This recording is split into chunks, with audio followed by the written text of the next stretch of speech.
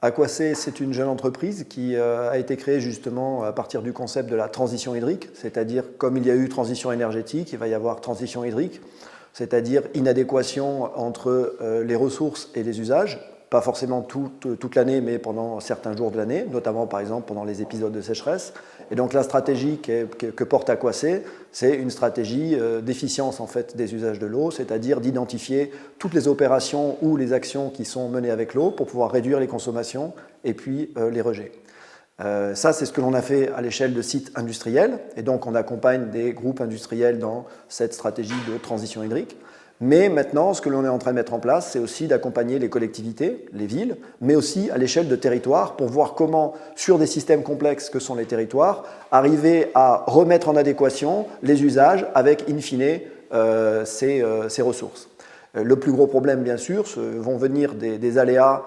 liés au changement climatique, et c'est ce qui crée une grande inconnue aujourd'hui et des grandes difficultés pour justement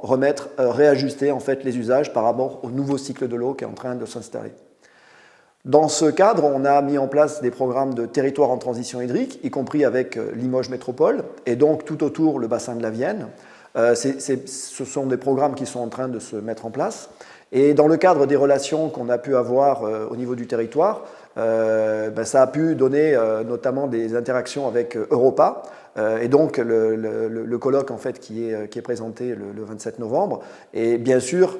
compte tenu du contexte, c'est quelque chose qui est extrêmement important pour nous, puisque la question de la gestion de l'eau n'est pas uniquement une problématique technique, mais c'est une problématique aussi juridique, c'est une problématique économique, puisqu'il va falloir grosso modo changer toutes nos manières de faire avec l'eau. Donc du coup, le colloque pour nous est particulièrement intéressant puisque ça va permettre de pouvoir faire des comparaisons entre des cadres juridiques et des cadres économiques dans des situations complètement diverses et variées au niveau européen pour voir ce que l'on peut en tirer comme source d'enseignement et voir ce que l'on peut éventuellement remettre en place à notre niveau en France et au niveau du Limousin pour pouvoir justement réajuster en fait nos usages de l'eau avec la disponibilité des ressources.